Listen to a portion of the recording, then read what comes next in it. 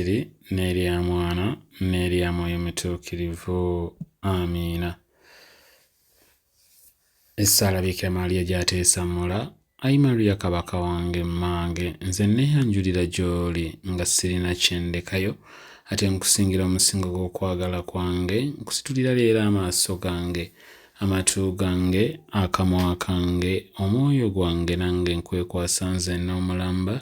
Ayi mmange omulungi, bw'olaba neerimbise ku ggwe, naawe nkuuma, nzibiranga omuddu wo owuwo ku bubwo. Baana ba Katonda abaganzi, mbalamusaako nnyo mu kisiibo kino mu linnya lya Mukama waffe era mulokozi waffe Yezu Kristu. Munyenye yaffe eya wiiki eno, weeyambe bulungi sizoni yo. Weeyambe bulungi sizoni yo. Kabaka w'abakabaka era Katonda waffe, nsaba okkirize ekitangaala ky'obwakatonda bwo kimulisize era kiruŋŋamye mu kisiibo kino abaana bo bonna bagenda okuwuliriza munyenye eno. Kkiriza mwoyo wo ffenna tuwe eddembe era tujjukize nga bulijjo nti wootoli tetuyina kye tuyinza. Ku Yezu Kristo oyo Mukama waffe. Amiina. Mu kitabo ky'omubuulizi omutwe ogwokusatu oba Ecclesiastes chapter 3, Omukama atugamba nti buli kintu kirina obudde bwakyo ng'ate eddala ekyo bwe kiri era kituufu. The God we serve is an eternal God, but everything else on earth has a season. Buli kintu ku nsi kirina oba kikolebwa mu budde oba mu biseera ebigere. Buli kintu. Gwe mukwano gwange mpuliriza, nsaba okitegeere era okimatire nti ekyo ky'oli mu kukola olina kukikola kati. Era n'olw'ensonga eyo kikolere ddala n'omutima gwo gwonna, nga teweerabira nti obudde bwonna ebiseera byakyo biggwaako, sizoni yaakyo eggwaako. Bakulu nga tuluŋŋamizibwa enneema ya Katonda, tulwane era tufube nnyo okulaba nga tukola bye tulina okukola mu budde bwabyo n'amaanyi gaffe gonna. Obudde obwo oba sizoni eyo egenda okuggwaako nga tuli bamativu era nga tetwejjusa.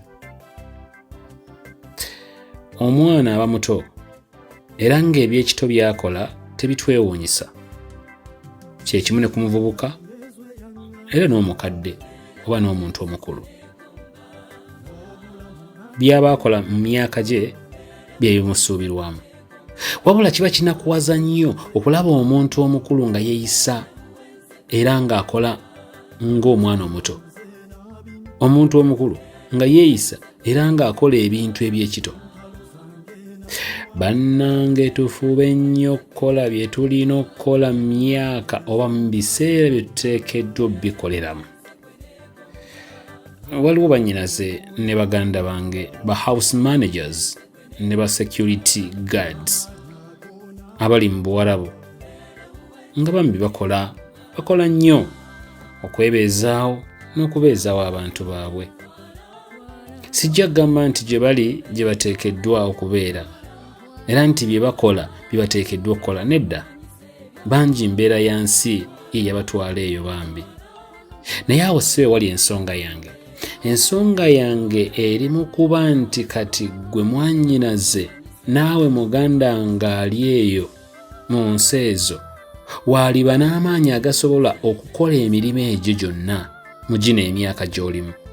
Naye obudde bugenda kutuuka nga ne bw'oba oyagala otya tukyasobola kugikola. Era nga ne bweweekaniikirira ogikola ogenda kumenyeka omugongo ogw'eri okutuke.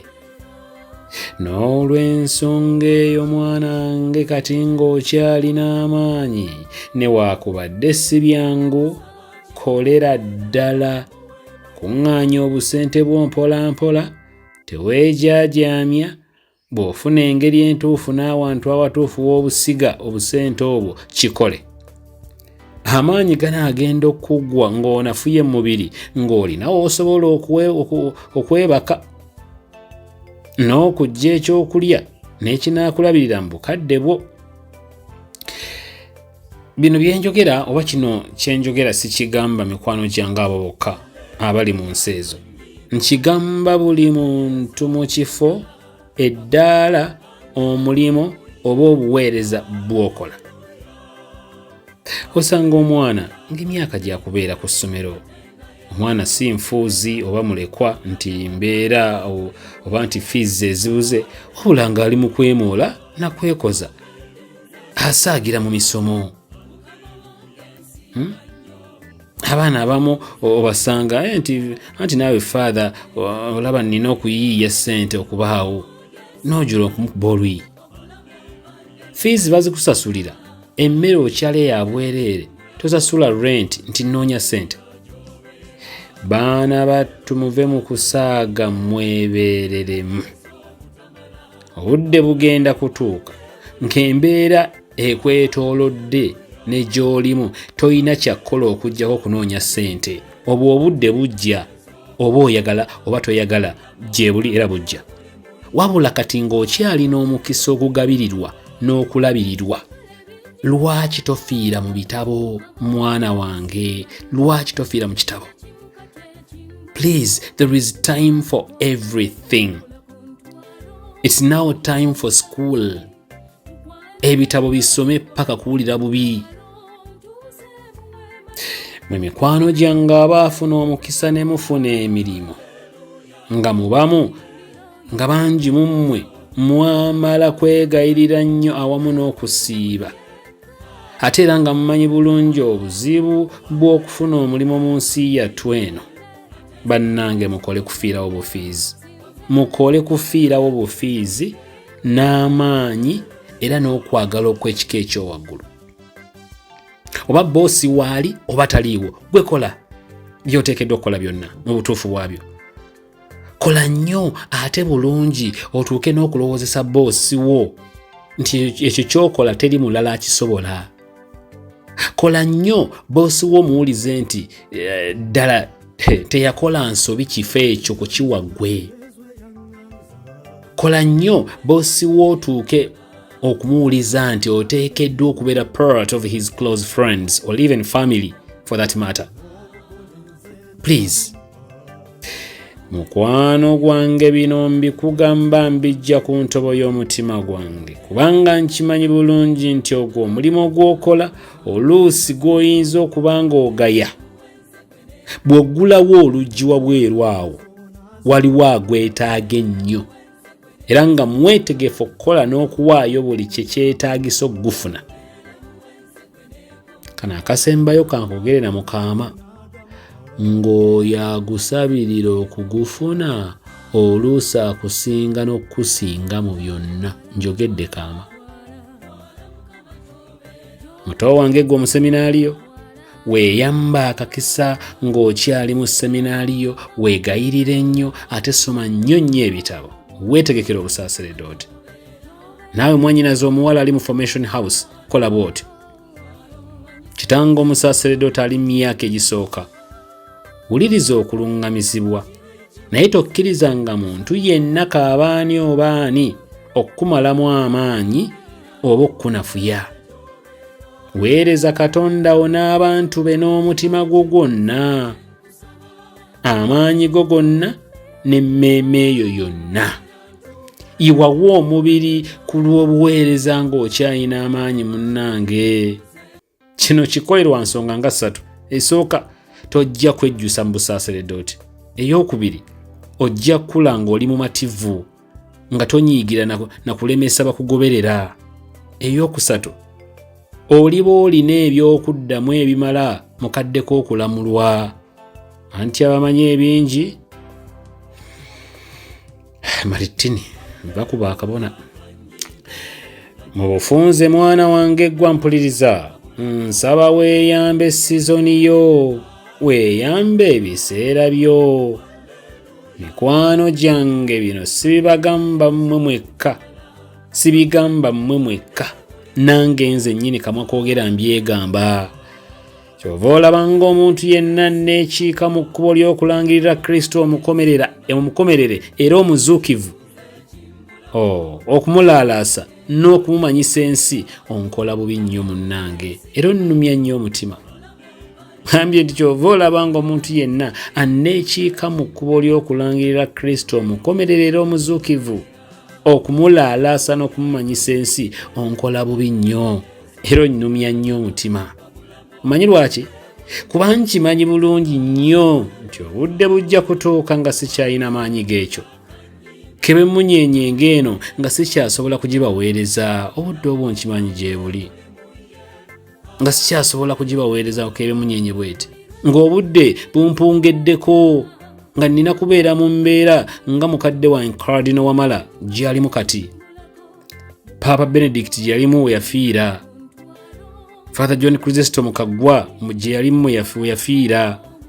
Ntegeeza embeera eyiyo ne Katonda wo mwekka, ey'okwebuulirira ku by'okoze mu nsi muno, bw'oyisizza, kwenenya, ebitagenze bulungi, n'okuteekateeka okusomoka obulungi era mu kitiibwa.